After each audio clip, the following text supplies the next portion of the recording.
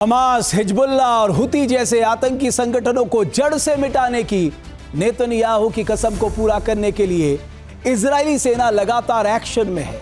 Israeli सेना के हमलों से अरब देशों में डर और गुस्से का माहौल है। इजरायली सेना का ताजा हमला कतर की राजधानी दोहा में हुआ, जिसके खिलाफ इस्लामिक देश एकजुट होने लगे हैं। दरअसल कतर पर इजरायली हमले से अरब देशों का गुस्सा 7वें आसमान पर है। अब ओआईसी के जरिए 57 मुस्लिम देश एकजुट हो रहे हैं। अरब देश नाटो की तर्ज पर संगठन बनाने की पैरवी कर रहे हैं। चर्चा इस बात की भी है, क्या संयुक्त अरब सैन्य बल पुनर्जीवित करने की तैयारी चल रही है? मतलब अगर किसी अरब देश पर हमला हुआ भविष्य में, तो यह संयुक्त सैन्य बल उस देश के खिलाफ रिटेलिएट करेगा। यानी अरब देशों में यह भाव जागृत होने लगा है कि एक हैं तो सेफ हैं। अरब देशों ने संयुक्त सैन्य बल बनाने की कोशिश को सुरक्षा के लिए उठाया गया जरूरी कदम बताया है। हालांकि इस कवायद से मिडिल ईस्ट में तनाव और बढ़ने का खतरा मंडराने लगा है। भविष्य में इजराइल और अरब वर्ल्ड की जंग छिड़ने का डर सताने लगा है।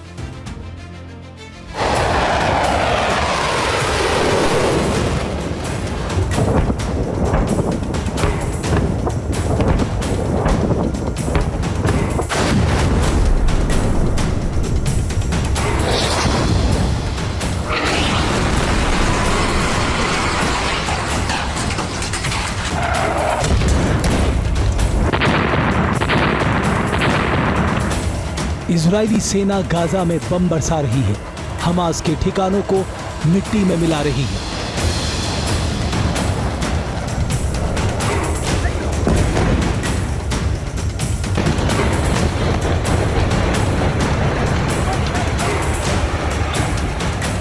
नेतन्याहू की सेना के विस्फोटक प्रहार से गाजा खंडर में तब्दील हो चुका है।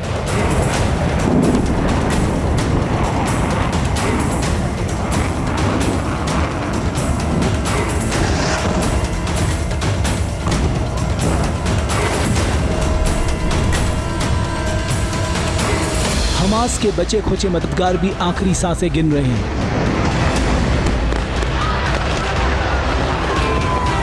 इजराइल की तरफ से संकेत साफ है कि वो हमास का सर्वनाश करके ही मानेगा।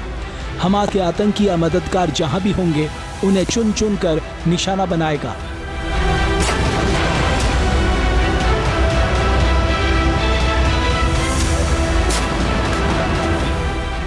नेतन्याहू की हमास को जड़ से मिटाने की कसम को अमली जामा पहनाने के लिए इजरायली सेना लगातार एक्शन में है।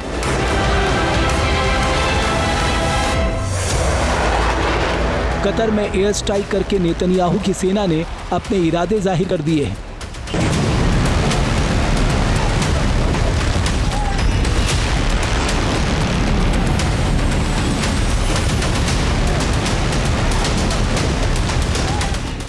दरअसल कतर की राजधानी दोहा में हमास नेताओं को निशाना बनाते हुए आईडीएफ ने हवाई हमला किया।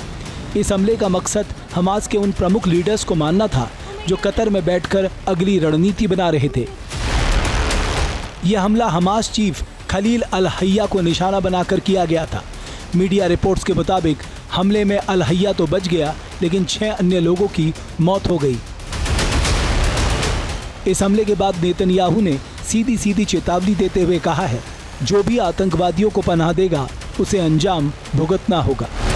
And I say to Qatar and all nations who harbor terrorists, you either expel them or you bring them to justice, because if you don't, we will.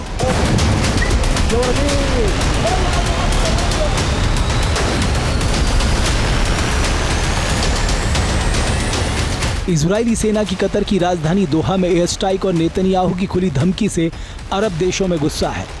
अब अरब देश इजराइल के खिलाफ एकजुट होने लगे हैं। इजराइल के किसी भी वार का दोगुनी रफ्तार से पलटवार करने की तैयारी कर रहे हैं। कतर पर हमले के बाद सऊदी अरब समेत ज़्यादातर अरब देशों ने कड़ी प्रतिक्रिया दी है। यूएई के राष्ट्रपति मोहम्मद बिन जायद अल नाहयान हमले के 24 घंटे बाद ही दोहा पहुंच गए। कतर के बाद वो बहरीन और ओमान भी गए। जानकारों के मुताबिक खाड़ी के अरब देश उन विकल्पों पर विचार कर रहे हैं जो क्षेत्रीय एकता को प्रदर्शित करे। खाड़ी देश भविष्य में इजरायली हमलों की संभावनाओं को खत्म करने के तरीकों पर भी विचार कर रहे हैं। कतर के प्रधानमंत्री शेख मोहम्मद बिन अब्दुल रहमान बिन जसीम अल थानी ने कहा है कि अरब और इस्लामी देशों ने इजराइल के बर्बर हमले की निंदा की है। उन्होंने कहा है कि इस्लामी देश दोहा को उसकी संप्रभुता की रक्षा के लिए उठाए जाने वाले हर कदम का समर्थन करेंगे। अब इजरायली हमले के खिलाफ दोहा में OIC के जरिए 57 मुस्लिम देश एकजुट हो चुके हैं। नाटो की तरह संगठन बनाने की चर्चा जोर पकड़ने लगी है। दरअसल मिस्र नाटो की तर्ज पर एक संयुक्त अरब सैन्य बल को पुनर्जीवित करने की कोशिश कर रहा है। ये सैन्य बल हमले के शिकार किसी भी अरब राज्य की रक्षा के लिए तैनात किया जा सकता है। इस विचार को इजराइल के साथ तनाव बढ़ाने के बजाय एक रक्षात्मक छतरी के रूप में पेश किया जा रहा है। हालांकि इस्लामिक नाटो बनाने का प्रस्ताव मिडिल ईस्ट में पहले से जारी तनाव के माहौल को और बढ़ा सकता है। अगर इस्लामिक नाटो बनाने के प्रस्ताव को अमली जामा पहनाया गया, मुस्लिम देश एकजुट हुए तो जंग का दायरा बढ़ सकता है। इजराइल को कई मोर्चे पर जंग लड़नी पड़ सकती है।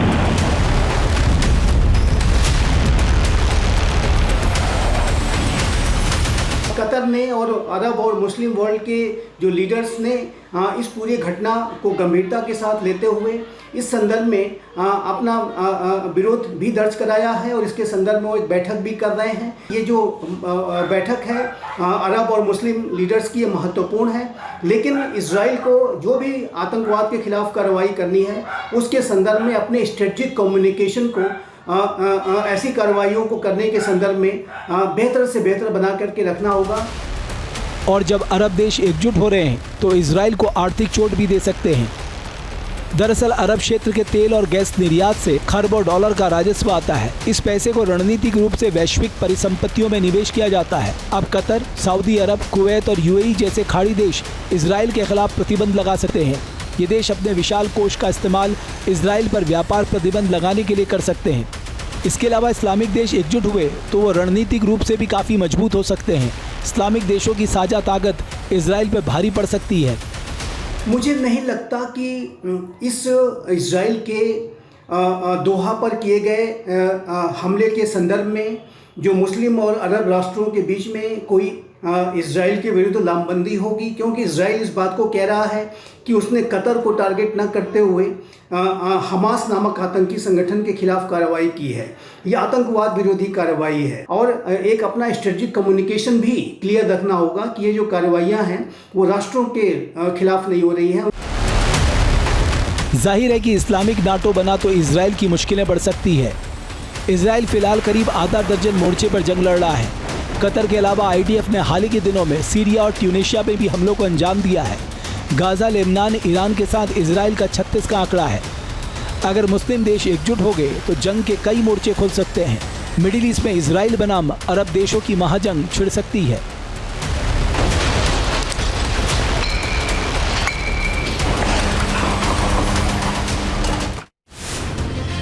जहां भक्ति है हर शब्द में, कथाओं में छुपे हैं दिव्य रहस्य और ज्योतिष देता है जीवन को दिशा। धर्म से जुड़ी हर बातों को जानने के लिए हमारे चैनल स्तुति को सब्सक्राइब करें।